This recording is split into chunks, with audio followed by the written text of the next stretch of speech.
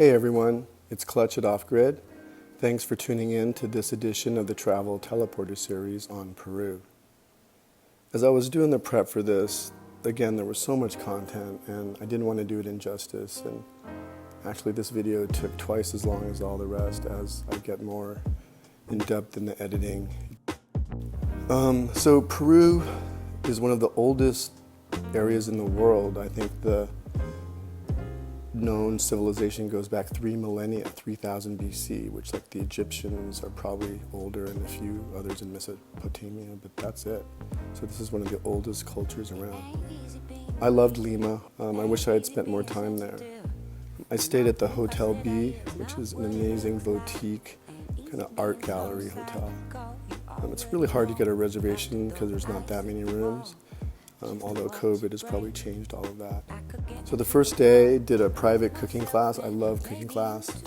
We went to the market and picked out everything and learned about all the fresh food, and it was very clean and everyone was very friendly. Then went to this private villa and learned how to make ceviche and appetizers and a fish soup. It was really good.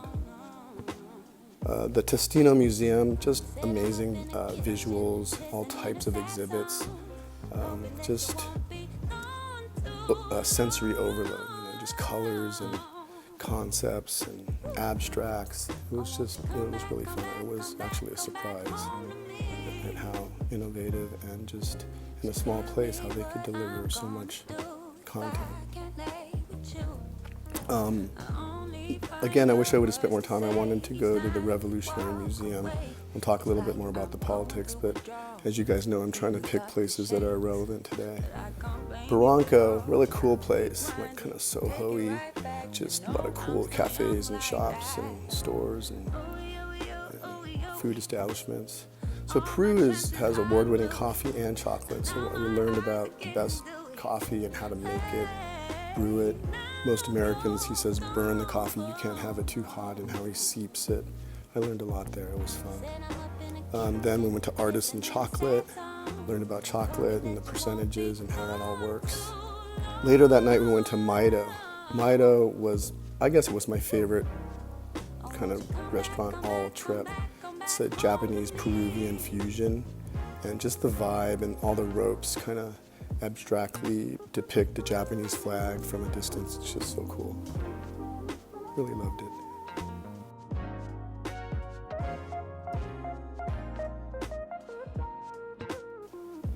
So the next day we headed out towards the Sacred Valley, took a flight, and then on the way up we stopped at various ruins. So Peru is not just about Machu Picchu. There are a lot of other ruins, and really you spend a relatively small amount of time in Machu Picchu compared to the rest of the trip.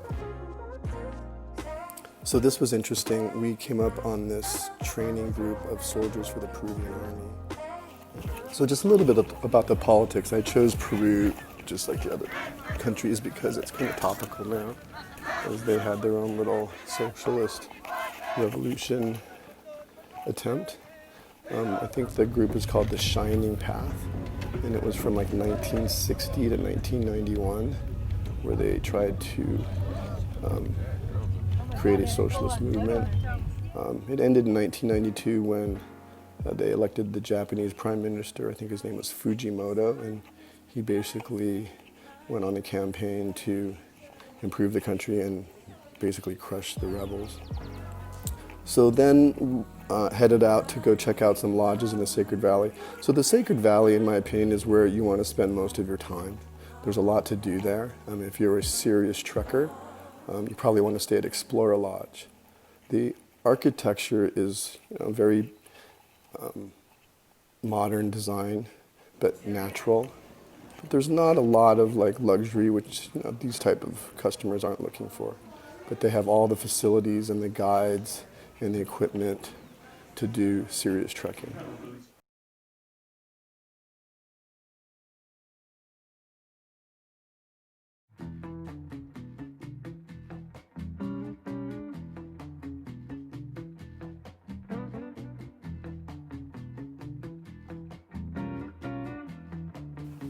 My favorite hotel where I stayed was Soya Luna. It's just magical. They've got separate freestanding villas, various dining venues. They just completed their new kind of villa area, modern, great pool, great spa, horse stables, and next door is also their school/orphanage, which we'll talk about more later. But just the art that's around the hotel and the service and just the peacefulness and the vistas, it's just a magical place, and I would highly recommend it. In the old days, it was impossible to get in the high season. Again, you might be looking out. That's why there's a lot of good hotels, because you have to be prepared to not get what you want in the Sacred Valley, because normally it's always sold out. And after that, we headed out to this great open-air market, super colorful, super local. That's where the locals, buy their produce and other necessities, and it's a very social scene, and everyone gets dressed up, and a lot of gossiping and laughing, and just a lot of interesting people and interesting characters and faces.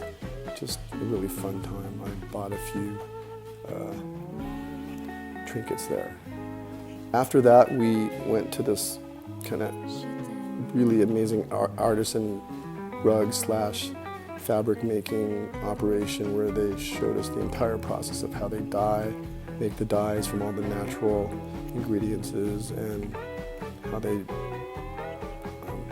color the yarn, and how the yarn is made into different types of thicknesses, and then the process of actually weaving them. That's the picture of the throw I bought. Then after that, we moved to the Inca salt farm. It's where the Incas discovered that this one water source went through this huge salt deposit, and the water was in very high salt content. So they basically let it flow out in those little squares, and then the sun dries it out, and then they just kind of chip it away, and it comes out in blocks. And I bought some pink salt there. Then we headed up to Meal, which was one of the most impressive restaurants I've ever seen. It's more than just a restaurant, it's a gastronomic research lab where they kind of test every indigenous plant for its properties and its molecular structure, and how that would taste or complement other dishes that they're doing. It's quite impressive. I never even imagined so much detail. I guess that's why Central is the number 6 restaurant. The same chef also owns Meal. So this is kind of the laboratory here. This day they were kind of working on chocolate and looking at the various types of chocolate beans, and you can see this glass wall where they write stuff on. It's really cool. And they also have a bar which they make all these interesting drinks and liqueurs made out of indigenous materials. Just really cool spot. And on the other side they have the dining area where we're served a great meal. Again, it's gastronomic, so it's not like big hearty dishes. It's a lot of small plates. One of the things that I remember was that we had different types of potatoes, like white potatoes, purple potatoes, yellow, black, and I guess potatoes were a huge staple for them. And there is a process where the Incas or the indigenous people learned how to preserve them through drying them out or putting them in certain weather over time, and they could preserve them through the winter. Super interesting, but now they've made those basic potatoes into gourmet food. If the Incas only knew. Well, that's the bar. Bar is really cool, and they make all these interesting liqueurs. There they are. Some of them are pretty intense. Look at that one with the fish. That's 10 of knots. I forget what this was, but it's just an amazing. I'm just not even exactly sure how they did it. Anyway, the horse experience was probably my favorite sort of experience. It was not your usual horseback ride when you go to a resort where you have these horses that are out of shape and they follow each other nose to tail, and you could basically read a book. We had this really real caballero cowboy guy who escorted us and so that noise is to taught us the ropes and the commands that these horses knew. And when we headed out, I knew that this wasn't your average horse ride, because They weren't too worried about liability. They assumed that I wasn't going to fall in. So what I loved about it is that it was very just not Riding horses, planned out or contrived. Or, this is amazing, authentic. it was just exciting because, you know, I really felt like we were going a different way, that they didn't Amazing. necessarily do the same thing every day. And people were surprised to see us, which means, you know, they don't come through there every day. And we stumbled upon this great soccer game every Sunday, and you know, the families were out watching, and the kids were out playing, and it was really fun. I dropped my phone here. I don't know why I don't have that video, but a young boy came running up and gave it to me. It was really cute. So we go through this. We end up just kind of doing this big loop, and then we come around. Anyway, maybe this is time to talk a little bit more about politics. So the Shining Path was defeated in 1992, basically. Hola, buenos tardes. I mean, they're still around today. I just saw there was a couple years ago a sniper or something in town. But for the most part, you know, it never works. You end up just fighting and killing each other, and I think 70,000 people died just fighting each other, which is not that much, but I'm sure atrocity-wise, it's really unknown. Anyway, so we do the big loop, we come back to the stables, what a fun day, and get ready for a really fancy dinner. Gracias. It's really good. We went to the combined side and had this gastronomic experience, which I didn't bring my camera, but it was just amazing. I'll get it later. Definitely would rival any Okay. great hotel in Paris. So much fun.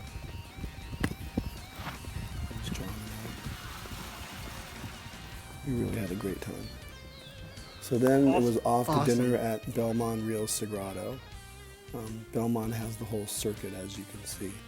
And we didn't stay here, but it's a very nice hotel. What's unique about it, it's right on the river. You can just hear it roaring.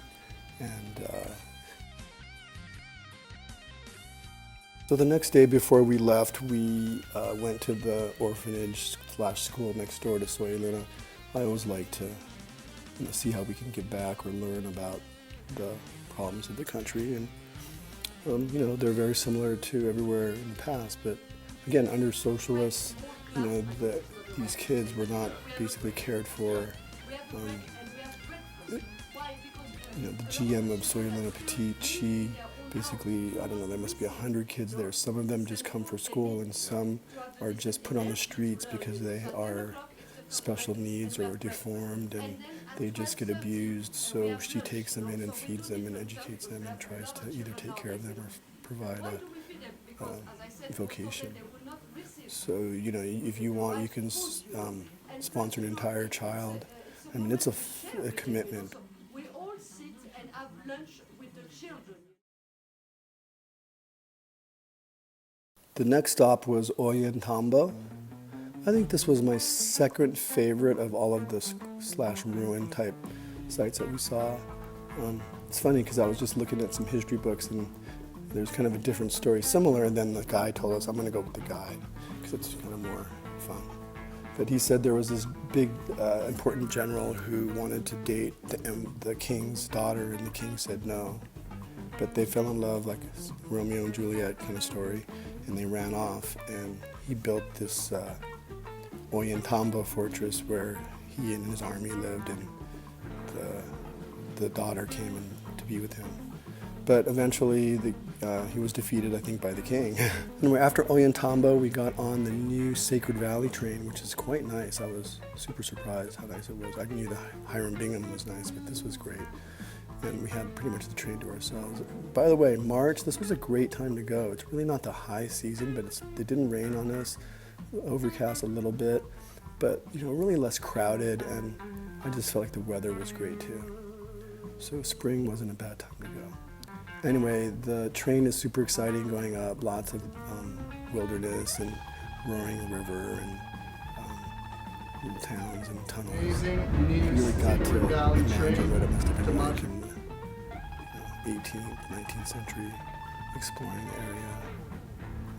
Coming up like Tomb Raider up on these amazing sites, which frankly, if you look at the seams at Ollantaytambo, some of those rocks are as big as like trucks, and they're perfectly fit and cut to where really scientists don't even know how they did it or even got the rocks there, because they found the quarry, which was on the other side of the mountain. So somehow they had to cut the rocks over there and bring them to the site and perfectly fit them without any machinery.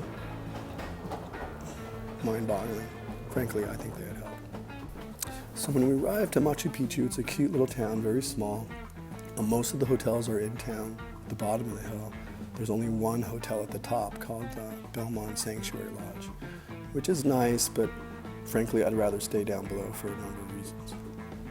So now they don't let you just hang out at Machu Picchu forever, which is great. They have like 2 or 3 timed entrances, morning, like mid-morning, mid-afternoon, that's noon, and afternoon possibly. And so maybe it's only 2. So basically you have to clear out. So you don't really get the advantage of being up there and being first in line, whatever, anymore, because if you're staying up a sanctuary, because there's these timed entrances. So the way John at Landon planned it is, on our day of arrival, we immediately went up to the bus depot or the transfer area where they take you to the Machu Picchu, and they timed it so literally we were buying tickets about an hour before the next, I think it was at 1 o'clock or 2 o'clock entry. So when we went in, maybe there were only 20 people ahead of us, and the whole place was empty. So it was really great. A lot of the pictures don't have people in them, which is really hard normally. And the way they time it, it's just not overrun with tourists. It's more respectful and more environment where you can appreciate and learn about the culture and the history. So that was a cool little tip. And then we went 2 days. You could probably do it in 1, but it's fun to go back and, because the first day you're just in awe, and the second day you kind of answering more of your own questions. But the first day we went to the main site, and the second day we went to the left and went to a different area where we met a shaman, and he did a little, I guess, seance where he would tell you about yourself and what you may or may not want to do to help yourself. It was pretty interesting. I don't know if I believed everything, but it was fun. I always say that, who are the experts? Because without experts, you really don't get the full experience and or knowledge of a destination. So John is an expert, and he's basically educated me on a lot of South America. His company is called Landed, and highly recommend Landed. But he knew and interviewed the best guides and knew all the best things to do, even while we were waiting around. Like, for instance, while we're waiting for the train, we're not waiting where everyone else is. He finds like a cool coffee shop for us to hang out in. Or when we left Machu Picchu, there's this little distillery right behind the train, which is kind of like a little restaurant, and they have little rooms. So we did a little site inspection and saw how they did the distillery. But it was kind of cool that we were just sitting around waiting, for the train. He also knew, Peru's a kind of place where you should actually plan for some inclement weather because of fog and whatnot.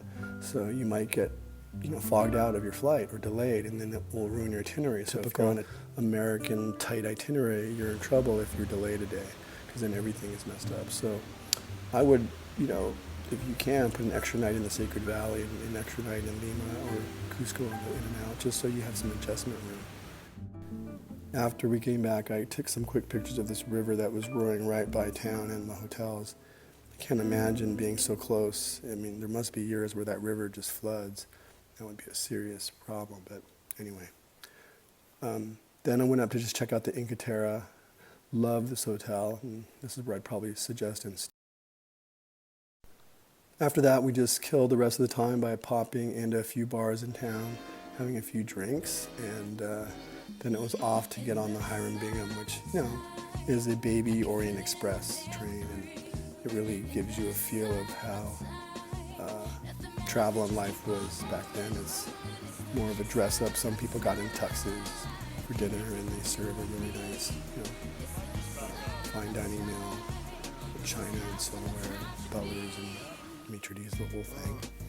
And then they have a bar car, which is really fun, and you can just drink and they play music and you can dance. And it's just really fun. But we did jump off this train, as I mentioned earlier, to get to the hotel in Cusco faster. But it was a great experience. So Cusco lived up to its billing. Really fun town, manageable, great typical town square. The church and museums there were really cool. I stayed at the Belmont Palacio Nazaria, which was an old convent. It's pretty much next door to their other hotel, the Monasterio. I thought it was a really great hotel, for a large hotel. Funny note, the guide was telling me as they were building the hotel, they found a passage between where the nuns were staying in one hotel or one building and the priests in another, so something was going on. Anyway, the other hotel in town I would suggest is the Inca Terra. I didn't stay there, but I would say if you wanted a smaller hotel experience, which I like a lot of times, then that would be your choice. So then we went out to another set of ruins out here with even larger stones. I'm not sure how they got them into place, but it was fun, and John and I went down this kind of rock cliff slide thing. It was fun. There it is. And after that, we started driving away, and then the car stopped, and suddenly we walked into the woods, and there was a shaman experience. He had these kind of chairs and blankets all set up, and I thought this experience was better than the one that we did in Machu Picchu. This guy felt like he was the real deal, and not that the other guy wasn't, but you could just sense his aura and his care for us and the country. And it was a beautiful experience. Again, something that John and Landon put together, which is, you can trust that it's authentic and vetted, where I wouldn't count on that with the other operators necessarily, at least not the non-luxury operators. It's jam-packed. And I didn't even put the bike ride. I forgot to put the bike ride in here. Anyway, then we went to this handcrafted jewelry store, and that was cool. Watch them make some jewelry. And after dinner, we went out on the town, and we went and did some karaoke, which was really fun. I didn't put that on because what happens in Cusco stays in Cusco. But it was a really great time, and we did a great job. I remember singing Sweet Home Alabama. Anyway, it was a great trip. The video brought back tons of memories, and I really enjoyed doing it. And thanks for tuning in to Off Grid Ojai, the travel teleporter series. I really forgot how colorful and how impactful the trip was, and it is topical for what's going on today with the government and everything, and I just hope you enjoyed as much as I did. Be kind. Clutch at Off Grid Ojai. Out.